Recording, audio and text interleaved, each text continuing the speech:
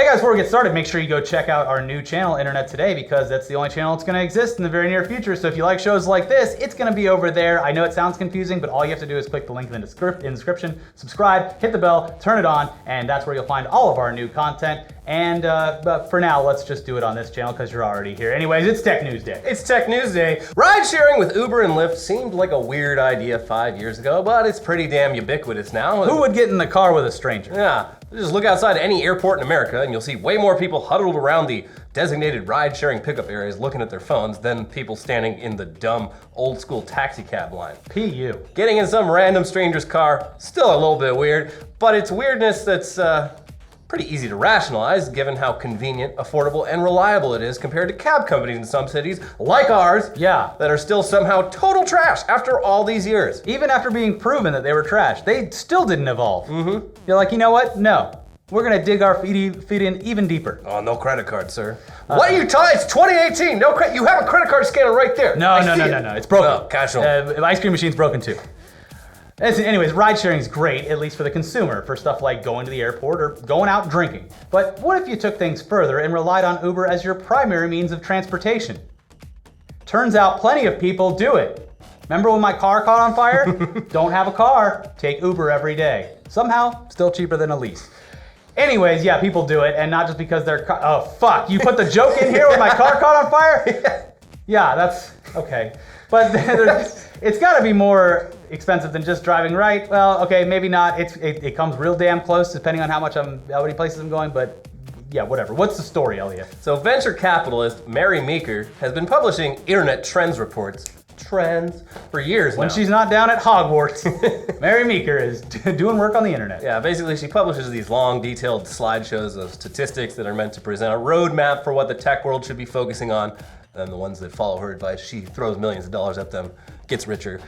You get it. The latest one is 294 pages long, and one of those slides, on page 130, shows that the cost of using Uber exclusively instead of owning and driving a car is actually cheaper in 4 out of the 5 biggest US metropolitan areas. Yes, if my car wasn't electric and didn't catch on fire, it would have been a lot more expensive. Luckily, you just plug it in, but anyways, New York City, Chicago, Washington, DC, and Los Angeles. In those cities, Uber is way cheaper on average than owning and driving a car. Now, the exact opposite is true, though, in the Dallas-Fort Worth Metroplex, however, where Uber costs nearly 3 times as much as driving. Now, of course, the cost of driving includes not just the cost of the car, but also gas, insurance, registration, maintenance, and all of those can be quite expensive in cities like New York and, cheap in places like Dallas. Also, if you're in LA, I don't know how many times you gotta get it smog tested, but you gotta go every once in a while. It's very annoying. It creeps up on you. Damn environmentalists saving this world from destruction. Thank God Scott Pruitt's dismantling the FDA and getting his wife a job at Chick-fil-A. Preventing the apocalypse is very inconvenient. Yeah. Anyways, almost as surprising as that is the cost of Uber compared to cars driving in New York being almost 4 times as expensive as in Dallas. So, crazy. Yeah. I don't know why anyone would own a car in New York unless you are a dick. Needed to transport things. I don't get it. I don't get it. Get a scooter. It's a hellscape. Take the subway.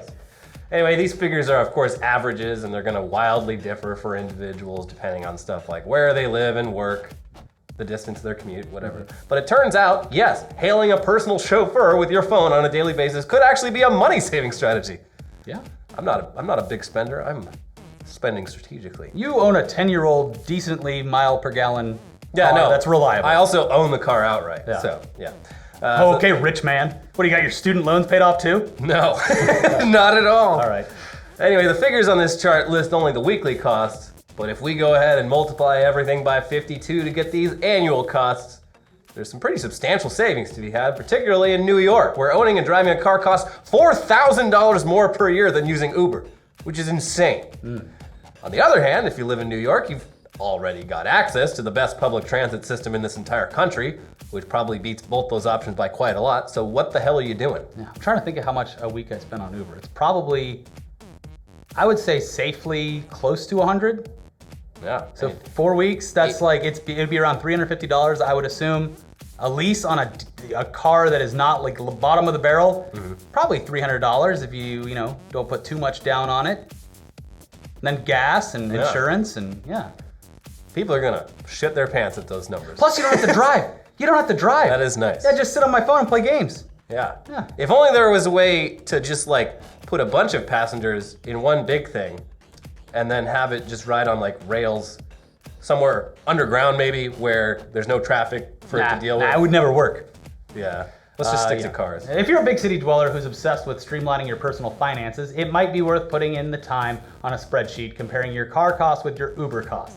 You can even see how much Uber rides cost without actually hailing a driver by just inputting a destination into the app. But to add a little perspective though, these savings are only possible thanks to Uber and Lyft paying their drivers pretty damn poorly and not providing benefits. As the internet far left likes to say, there's no ethical consumption under capitalism.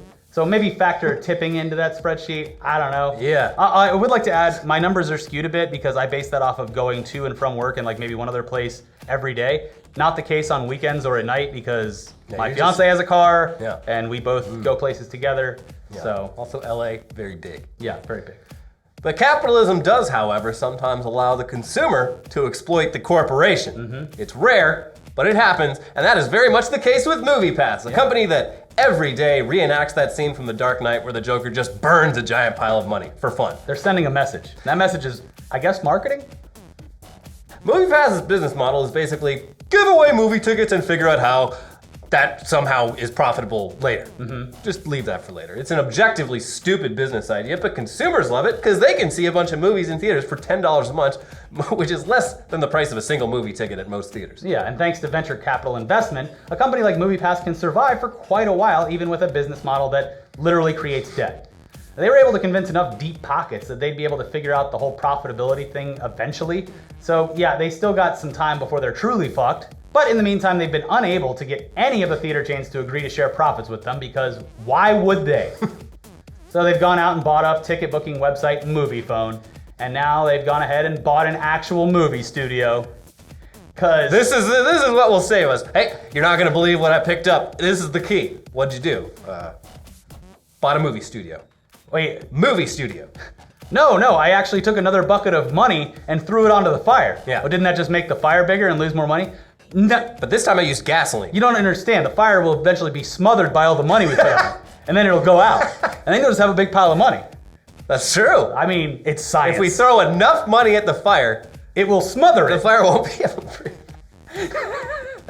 It's actually brilliant, you know? So, anyway, to be clear, MoviePass's parent company, Helios and Matheson Analytics, has bought a movie studio. And the studio is Emmett Furla Oasis Films. And yes, MoviePass is owned by an analytics company because of course it fucking is. Yeah. When you can't make money, you harvest data. They know what you're doing. Anyway, Emmett Furla Oasis Films has made a bunch of movies, most of which suck, and you've never heard of them. Exceptions to that include End of Watch, Lone Survivor, Martin Scorsese's Silence, the Rambo reboot from 10 years ago, and that new Gotti movie with John Travolta. But most of their library consists of the direct-to-video projects that Bruce Willis, Robert De Niro, and Nicolas Cage have all been doing for the last decade since deciding they collectively no longer give a fuck about anything. I was wondering where all these movies were coming from. Turns out one company. Also John Cusack. Like, Bruce Willis makes like 10 movies a year. And they're all with this company, and you've never heard of any of them. What the fuck happened? Cushy gig. Anyway, the deal has created a new company, MoviePass Films LLC. How will this save MoviePass? I don't know, maybe they'll push their releases to the front of the MoviePass app and MoviePhone website for visibility and then use that as a proof of concept to attract big studios to pay MoviePass for similar promotion? Could be. It's all a bit baffling, especially considering MoviePass's own CEO said last month they've only got enough money left to keep going for another year and a half or so. You'd think he'd have an actual date. They're kind of winging it probably. And also that was before buying up a movie studio. So who knows? We will remain entirely unconvinced that this will survive long term, but hey, please continue exploiting the hell out of this whole thing while you still can.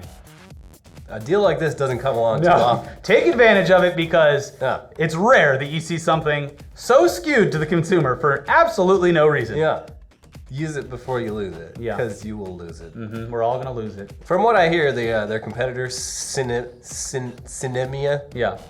pretty good. Not as great of a deal though, because they're, They have to make money. Hey, we're a business. We're a business. So Yeah. keep that in your back pocket for when MoviePass crashes and burns. Damn it. Because it will. Yeah. Anyways, it's time to check in with Phil Arrigo, who is still far away from us, in quarantine, in a bubble. Let's check in with him for some news. Let's throw it over to Phil now. Hey, you hate Facebook? Well, get ready to dump some gas on that fire because shit just got a lot worse. The New York Times broke a story that Facebook struck a deal with 60 phone manufacturers to mine users for data and then mine their friends for data. We're talking Apple, we're talking Samsung, we're talking BlackBerry. BlackBerry? What is this, 2007? Oh wait, this actually started back in 07. See, back in the year of our Lord, 2007, Facebook could build an app for every single phone that worked on their software, so they used their API and partnered with device makers to create an app-like experience that just so happened to scrape your data out of your phone, and it wasn't even Facebook doing it. In a long Twitter thread, New York Times writer Michael LaForgia broke down how even after he uninstalled the Facebook app, his phone, not Facebook, transmitted all sorts of personal data to FB even after he took the app away. See, he logged into Facebook's website and his phone started scraping his contacts, not Facebook. I love analogies, and Ashkan Solanti, who served as the FTC's chief technologist, has a great one. It's like having door locks installed only to find out that the locksmith also gave keys to all of his friends, so they can come and rifle through your stuff without having to ask for your permission. But it's worth those 11 likes in your brunch, Frodo, right? Huh? Life's hell. Anyway, check out the New York Times article. They have a very cool animation showing how this gross breach of privacy goes from getting the data of 556 of the reporter's friends to over 294,000 of his friends' friends. It's really depressing, but the graphics real impressive. So, of course, phone manufacturers like Apple claim they didn't do any dealings with Facebook because, hey, they don't deal in data.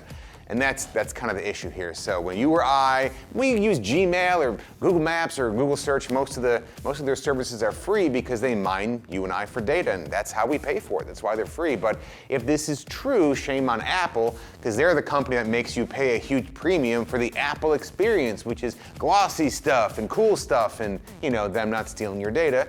Because according to CEO Tim Cook, we've never been in the data business. I will keep tabs on this story as it develops, just like Facebook's keeping tabs on all of us. So yeah, that's the life is hell thing. Speaking of Apple, they're still in the news because former Trump campaign advisor Paul Manafort is being charged with witness tampering. If you read any of this story, you're going, Phil, but he used encrypted messaging apps to send those messages. You said those are safe. Typically, encrypting your messages, yes, that's going to keep, whatever you're sending from prying eyes, whether it's nudes or Ricky and Elliot erotic fan fiction drawings. But when the encrypted messaging apps are, legally compelled to hand over your chat records, it's kind of a problem, and that's maybe what's going on here. But it's also a problem when you definitely have your iCloud set to back up all of your apps, including the encrypted messaging apps. So when the feds get a warrant to search your iCloud, you're kind of toast, like our boy here. So in the most recent iOS update, users can also back up their messages, their text messages and their iMessages to their iCloud account, which is super convenient because then if you get a new iPad or a new iMac, it all syncs, which is really nice, but that means that if you're texting illegal things, etc. erotic fan fiction, and the feds get a warrant, they can see your messages. So that's something to think about if you're doing sketchball stuff. So what bombshells did Manafort send over in his encrypted apps? All right, let's check this first one. This is Paul. Jesus Christ, this guy's so fucked. Seriously, kidding aside, he also said, we should talk. I have made clear they worked in Europe. I think we can allude to what that means. Plus, he sent an article about what was going on, and he made some calls where we don't know what those are. And a bunch of them weren't answered, which kind of is depressing. So, but very soon there's a hearing that may revoke his bail, which is set at $10 million, which means if he would flee, they'd keep the 10 mil, which means, whoo.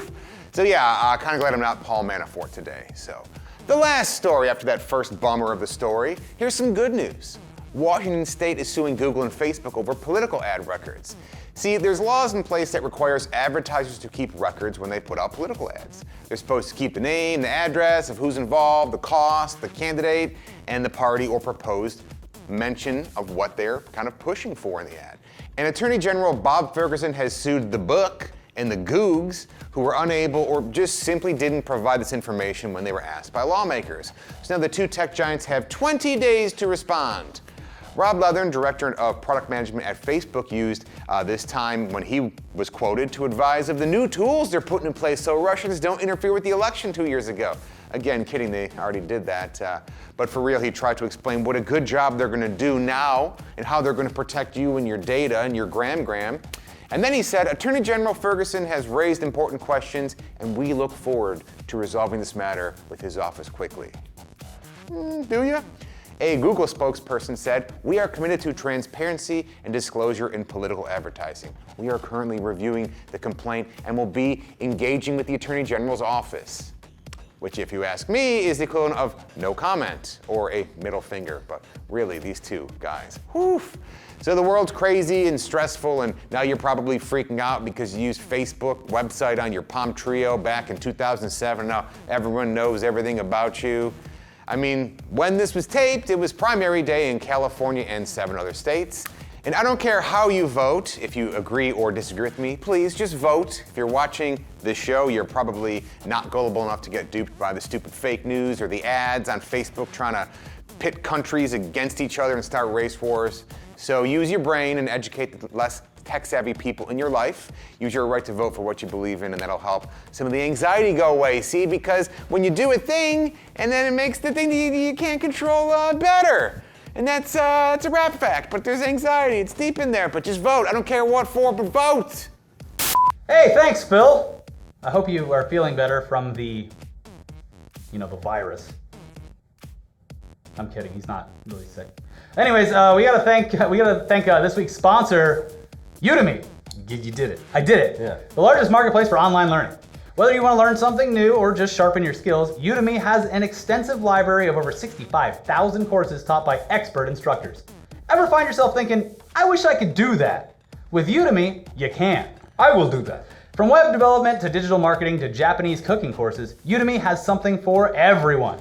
While other online learning companies charge hundreds of dollars per class, Udemy courses start at just $11.99. Plus, each course comes with a 30-day money-back guarantee for risk-free learning. Every day, students around the world choose Udemy to discover new passions, expand their skills, and even change careers. Improve your life through learning.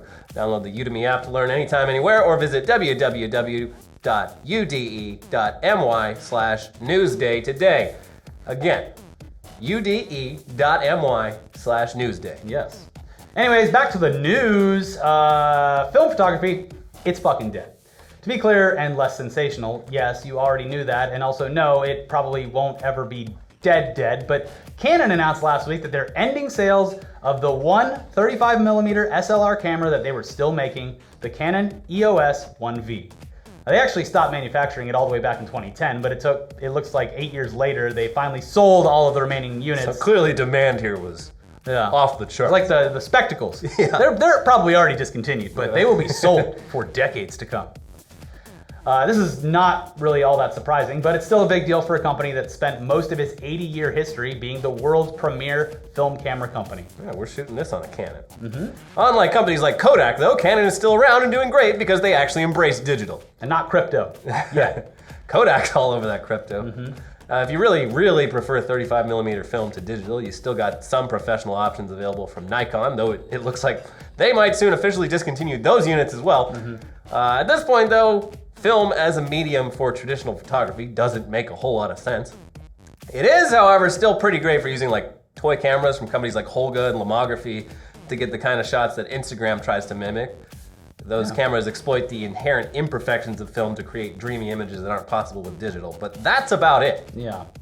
Anyways, in other news, remember how Elon Musk's Boring Company sold $500 flamethrowers to raise money for their tunneling project? And then a California state assemblyman said he'd be introducing new legislation to make such a device illegal here in the People's Republic?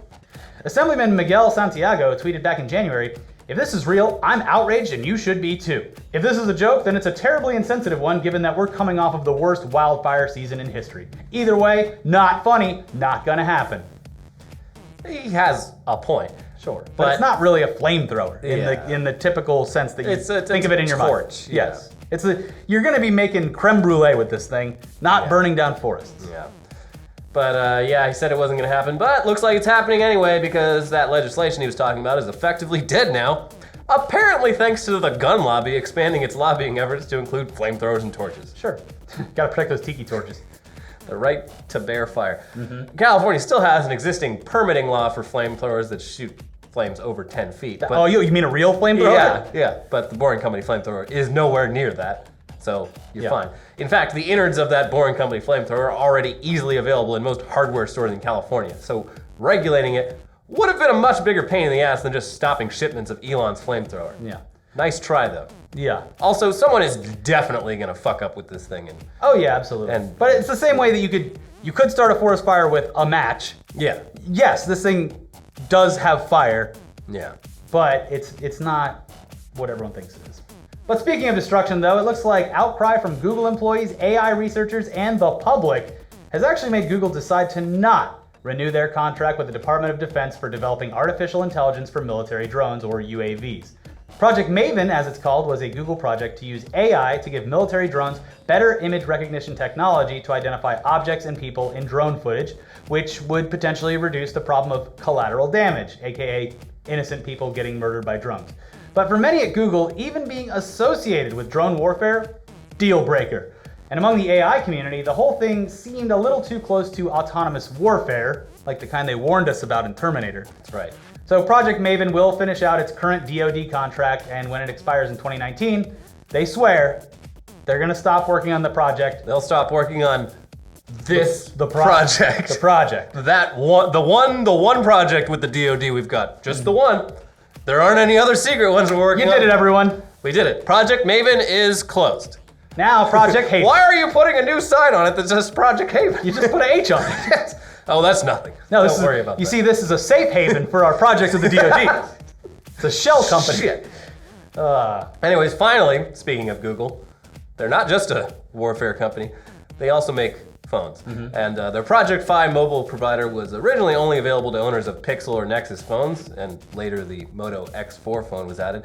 Now, though, they've opened up the service to the Moto G6, the LG ThinQ, and the LG V35 ThinQ.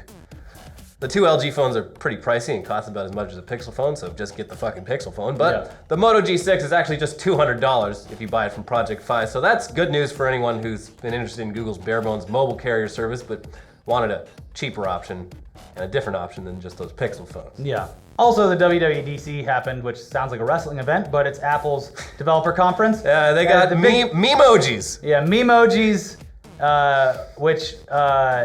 and they also they're leaning into augmented reality. You can measure things with your phone by just looking at it.